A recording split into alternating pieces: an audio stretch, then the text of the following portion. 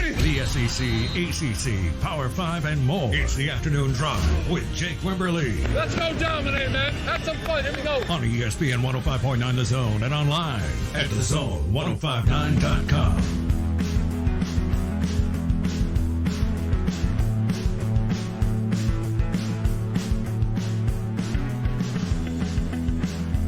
We're brought to you by Grit Training. Right now, pay only $50 to join. Available for all new members who join between now and December 31st. Membership fees not due until January 3rd. The old courthouse location on Lakeland Drive. They've got meal service for you and meal prep. They've got a pro shop, 3 weight rooms, cycling rooms, treadmill rooms, recovery room.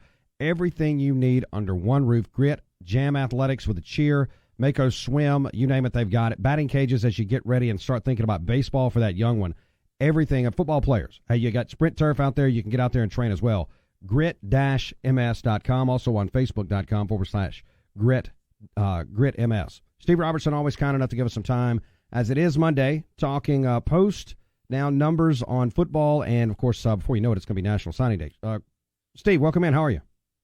Man, I'm doing great, Jake. How are you? Steve, doing good. As the dust settles over championship weekend, first let me ask you this. I don't want to surprise because I don't think anything with, and we'll get to Mississippi State here in just a bit, but just kind of thoughts on the weekend. We're never surprised when Alabama does something, but that they handled Georgia the way that they did on Saturday. You know, it's almost like we should kick ourselves for ever picking against Nick Saban, but I just really felt like as great as this Georgia defense had been, and at times this Alabama offense has kind of shown, a few wrinkles. We say that, perhaps some chinks in armor, but, you just feel kind of silly in hindsight. You look back and say, Alabama just moved the football at will against Georgia. And I think that was the big surprise. If Alabama had won that game 17-14, I don't think you're surprised. But the way that they scored on Georgia, unlike anybody has all year long, giving up less than a touchdown a game, and then Alabama just does whatever they want to do, that's the surprise. And again, in a year that we all felt that Alabama was a little bit vulnerable, here they are, the number 1 seed to playoff. Steve Robertson on your radio. Make sure to find him on Twitter. You can find him on Facebook and, of course, genespage.com, 247sports.com. All right, Mississippi State awarded for another nice season, AutoZone Liberty Bowl. Some State fans may roll their eyes and go, man, we don't want to go to Memphis. But, you're in a bowl game. You're going to be taking on Texas Tech. There's a lot of intrigue here. Mike Leach, where he really kicked off his head coaching career in Division I. Your thoughts of the bowl opponent, and, of course, we'll get more to that as the weeks unfold here. But Mississippi State, Texas Tech initially, as Action Sports Network has Mississippi State as an 8-point favorite. Jake, you and I talked about this back in the summer, and we talked about what are reasonable expectations for Mississippi State football in year 2 under Mike Leach. And I think you and I were both in agreement that over and under was probably 7-5, that this would be a solid bowl team that likely ended up in a Tennessee bowl game. Now, I'm not ready to call either one of us Nostradamus, but when you consider the expectations, and even some people thought this might be, 5-7, 6-6 team, they've taken the next step. You've got a bowl game that's in a reasonable driving distance. And if you look at what the SEC did, once you get through the Florida bowl games, all of the other bowl games are really based on geography. You got Florida there at the Gasparilla Bowl, and you've got South Carolina and the Duke's Mayo Bowl, and LSU at the Texas Bowl. And so it all makes sense, and I don't think Mississippi State fans should feel slighted. The reality of it is Bulldogs won a couple more ball games this year, and they certainly should have and could have.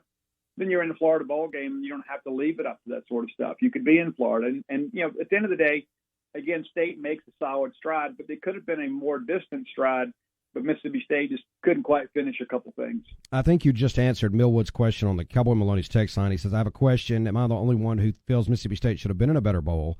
Thanks, Millwood. And I think you just answered it, Steve, in that once you get outside the New Year's Day 6 and some of those Florida bowls, it is about, and they're all this way, but specifically when you get to that next tier, it's about dollars, how many people you can get to the stadium and get in those towns, and it's about geography. Well, not to mention, too, look at the 3 teams that are going to the true Florida bowl games, right? Kentucky and the Citrus, and you've got A&M going to the Gator, the 3 teams that are going to the Florida bowl games, they're teams that had better records than Mississippi State. Okay, so where are you going to spend State? So basically it boils down to Texas or Liberty. Okay, so it's going to be a Tuesday game no matter how you slice it. So it's January 4th or December 28th. When we were projecting State was going to the Texas, we were inundated with man, the kids are back in school. It's a long way to go. It doesn't make a lot of sense geographically for State. We won't have 2,500 people at that ball game. So then you get Memphis, and State's been there a handful of times. State's been there 4 times, but hadn't been since 2013. And so I just think in the end, those bowls are similarly situated. And I understand the payout is much greater for Texas, but that's all part of the bowl revenue sharing plan anyway. The State's not going to be short 1 cent, and they would have been had they gone to Texas. But the reality of the deal is that 7-5. This is about what you can expect. A 7-5 team in the SEC West is usually not going to go to a Florida bowl game, and that's always the goal. You'd love to be in a New Year's Six, but Florida bowl games are where it's at if you can't make that. Steve Robertson on your radio Monday edition of the program, talking through Mississippi State's season as they get ready to start prep for the Liberty Bowl in Memphis against Texas Tech. All right, so kind of looking down the road and past the bowl game, obviously you want a good performance in the bowl game. Are we pretty confident now that we can say, and it's hard to believe that we're at this point because I can remember, I'm old enough to remember the first of the season where some people doubted Will Rogers, and some people, even early said, well, he's a dink and dunk kind of guy. A lot of questions about the quarterback position, but now, 2-3 months later, 4,451 yards later, 35 touchdowns later, a completion percentage of 75% later, that going into next year, I mean, it's literally Bryce Young and Will Rogers as the top quarterbacks in the league next year. I don't think there's any question, Jake. And you and I talked about that middle of the year when Will was getting a lot of the criticism, and we said, this is not a situation where schematically State is not solvent. This is not a situation where the air raid won't work in the SEC. What you needed was the maturation of your quarterback. Well, you've seen that.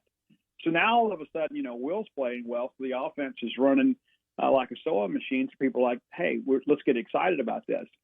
I expect State to go into that bowl game and win big over Texas Tech.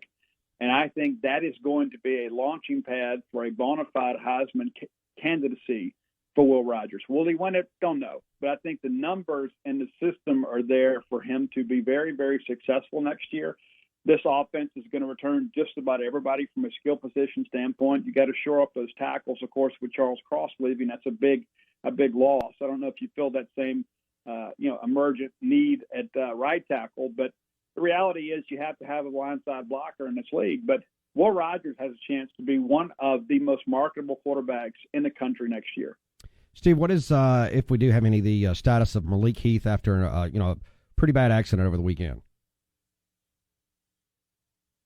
Yeah, Jake, it's interesting. I traded some messages earlier today, and looks like that I understand they've removed the tubes and that sort of stuff, that he's had some things he's had to deal with, and doing some x-rays. I understand if it's clear, he's going to be able to come home, either if not tonight, tomorrow. So looks like he'll make a full recovery, certainly out for the season. And I wasn't expecting him back next year at Mississippi State. I think he'll probably try to go pro and make a practice squad somewhere or something like that. But, the main thing is that he's alive. And I'm always think it's important to point out, too, there's another person involved in this accident, too. And we don't want to forget that just because that person doesn't play college football. And so we absolutely hope the best for everybody involved in that accident and hope that everybody is made whole and that nobody has any long lingering ill effects from this. And, Steve, let's get you out the door here. This recruiting, we got National Signing Day that'll be here before you know it. 15 hard commitments. I'm looking at genespage.com right now for Mississippi State. I know you and I had spoken about this, too, as well throughout the year or through the football season. And correct me if I'm wrong, Mississippi State expected to, by the second signing day, once the second signing day is over, to ink somewhere around 25 or 30. Is it 15? Is it 20 coming up here this first period? Or is that just going to be, something that's touch and go until, the offers actually, the signatures start coming in? Well, I expect State to add a handful of commitments between now and December the 15th, and I think they'll sign somewhere around 20 then. And then, we'll see how things look after that. I know that State needs some older defensive backs, whether they be at corner or safety. Maybe you get those from the junior college ranks. Maybe you get it from the portal. And you need an older tackle. You'd love to get Percy Lewis at the State-Ole Miss battle. If that doesn't go your way, you got to go in the portal and get somebody. So there'll be some action in February, but by and large, I believe State's going to do most of their damage here in December. And again, I think that number is probably somewhere around 20 when the final signatures are in December 15th. Steve, I always appreciate your time. Enjoy the week and try to stay dry today, my friend. We'll see you soon. See ya. Steve Robertson on the Malone Roofing caller line. That's